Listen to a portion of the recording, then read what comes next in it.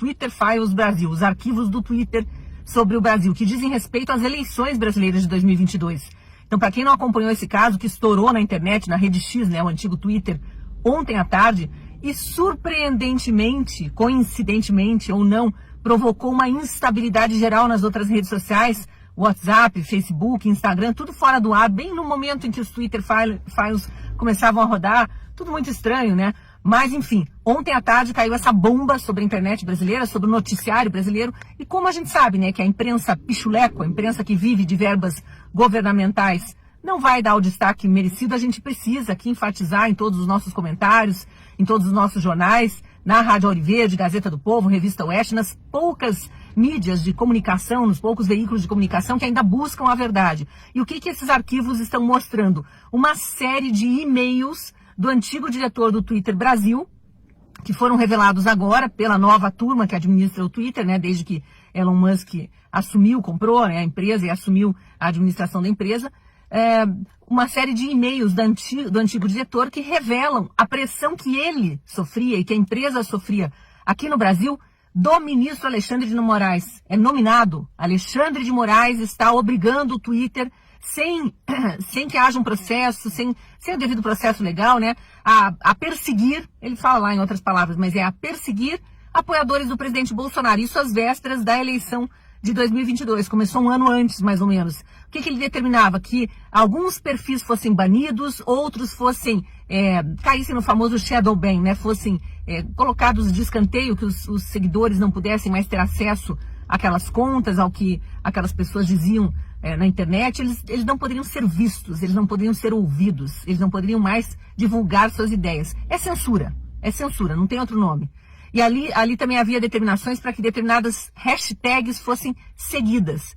E o mais grave que eu achei de tudo que foi revelado, congressistas brasileiros, deputados e senadores deveriam ser monitorados pelo Twitter Brasil, e se divulgassem qualquer daquelas hashtags que faziam alusão à falta de transparência do sistema eleitoral, questões que incitavam o eleitor, na opinião de Alexandre de Moraes, a não acreditar no sistema eleitoral, deveriam ser banidas.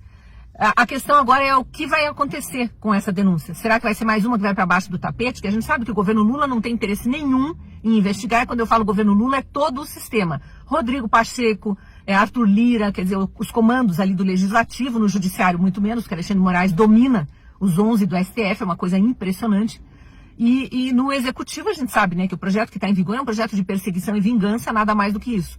Então precisamos ficar atentos, porque agora tem as provas do crime. Né? O crime a gente já conhecia, o crime de censura. Em determinado momento da eleição aquilo foi explícito, né? Alguns de nós faziam parte da Jovem Pan, eu inclusive, e sofremos censura na Jovem Pan. Na reta final da campanha, os jornalistas todos da emissora foram proibidos de mencionar determinadas palavras que diziam que Lula era o que ele é, e a emissora foi proibida de exibir algumas entrevistas, alguns arquivos. Entre eles, a do ex-ministro do STF, Marco Aurélio Mello, em que ele dizia claramente e argumentando por que Lula nunca foi inocentado, apesar daquela manobra feita no STF para que ele fosse descondenado, mas não houve houve a anulação não, o arquivamento do processo para que ele fosse reaberto em outra instância, em Brasília, mas não houve a anulação.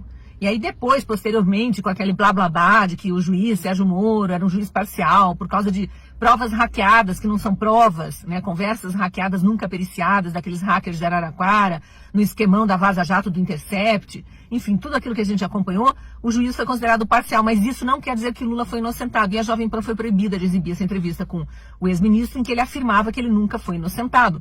Mas os jornalistas não podiam sequer mencionar que essa entrevista tinha sido dada à emissora. Outra entrevista censurada durante as eleições foi a da senadora Mara Gabrilli, que era candidata a vice na chapa se não me engano, da Soraya Tronic, em que ela falava todo o esquema que resultou na morte do ex-prefeito petista Celso Daniel em Santo André, São Paulo. Uma morte nunca esclarecida e que resultou no assassinato de mais 7 testemunhas do crime. Inclusive do médico legista, que foi ao Jô Soares, na época tinha um programa do Jô Soares no ar, e revelou que Celso Daniel foi torturado por 2 dias seguidos, arrancaram todas as unhas, furaram todos os dentes com broca de dentista, queimaram o corpo inteirinho com chepas de cigarro antes de matá-lo carbonizado dentro de um carro. E esse legista apareceu morto no dia seguinte da entrevista ao Jô Soares. Então, uma morte escabrosa, a senadora esclarecia, porque ela é filha do dono de uma das empresas de ônibus que eram achacadas pelo PT, foi o início ali do Petrolão, no esquema com os ônibus no ABC, eles começaram a fazer caixa 2 para campanhas do PT ali, e Celso Daniel foi um dos petistas que se rebelaram contra o esquema de corrupção, assassinado. E o assassinato nunca é totalmente elucidado. E Mara Gabrilli falava sobre esse caso na época das eleições, falou inclusive num debate, e isso tudo foi abafado, a Jovem Pan proibida de exibir. Então agora a gente está vendo o resultado da censura aí de forma nua e crua, né? Todos os arquivos do Twitter colocados em público, e vamos ver como as instituições brasileiras que Alexandre de Moraes, Lula e tantos outros dizem defender, vão reagir a esse descalabro chamado Brasil.